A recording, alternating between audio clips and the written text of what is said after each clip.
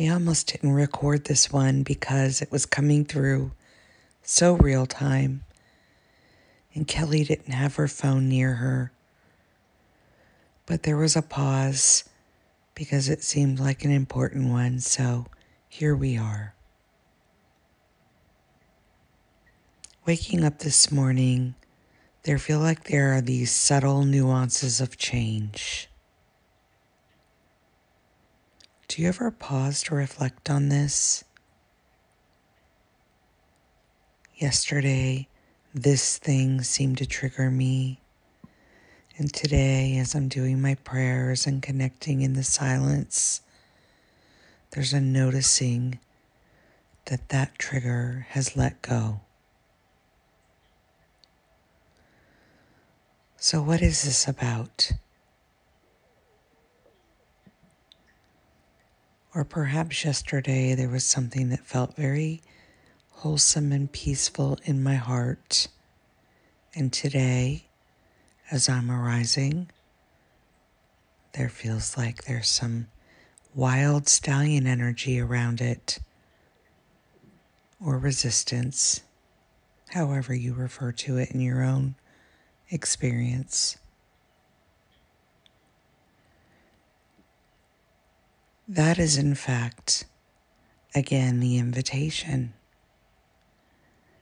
Anything that's pulling you into the story of time and space continuum is a clear indicator that it's pulling you back into the dream. It wants to go explore the past, and it wants to leap out into the future. It being the mind construct. So what do the angels have to say about this in the grand scheme of the duality thing? How to navigate that a little easier? After the Talking to the Dead and the Breathe series, we have a really good understanding of this thing we refer to as duality. We understand that's going on, and the teeter will totter and the yin will yang.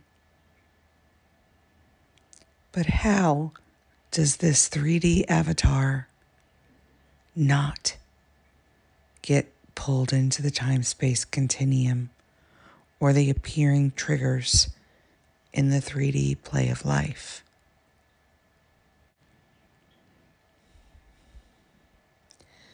If one can spend just a few minutes several times a day to connect to the stillness in the breath. This may feel cliche. This may feel too subtle. This may feel too easy.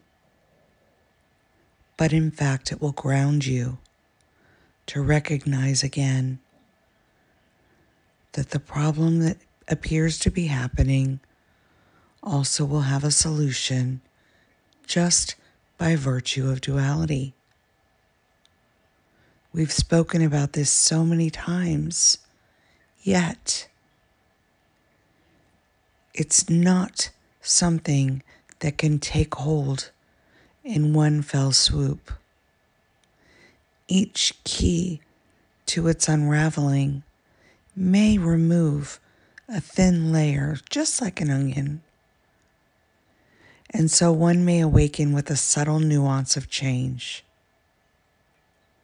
comparing what we believe this to that, nothing more. Now that may feel like an arduous process, but just as with a computer program, there are layers and patches and layers and patches of code. Vibrational work is no different. There are layers and patches and layers and patches and layers and patches of vibrations.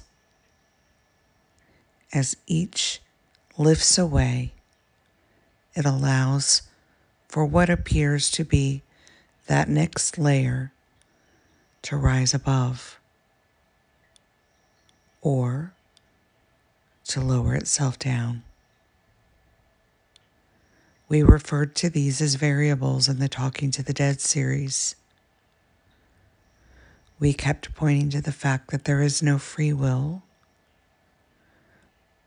but if one stays in that breath, the I am,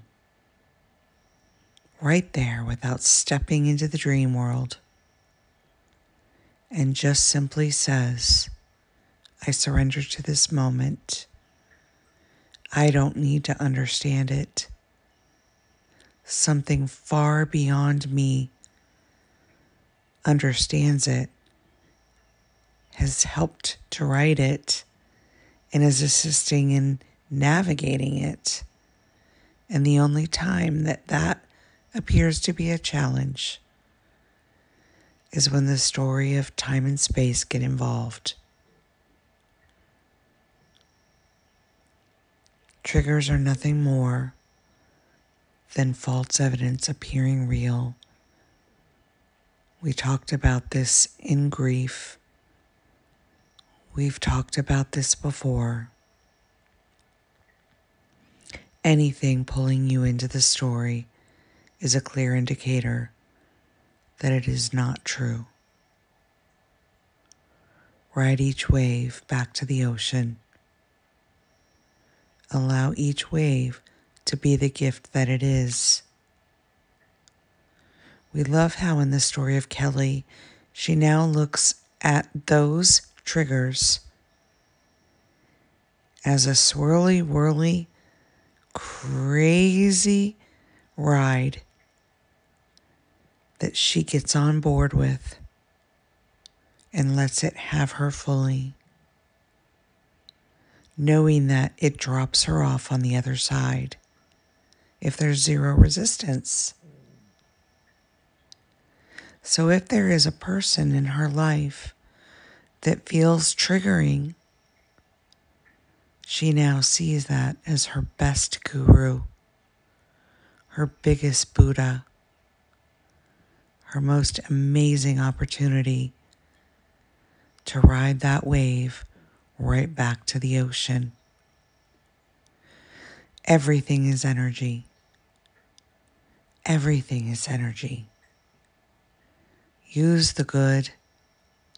Use what we call the bad. And ride the wave. Let it be your magic carpet. Let it take you to the destination of unraveling anything that thinks anything other than love. For that is your truth and what you're a part of. And that is where all the gifts arise. Let the triggers be your friends. Let those invitations be your guides.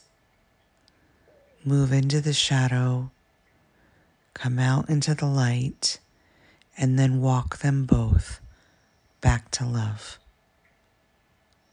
Much love until next time.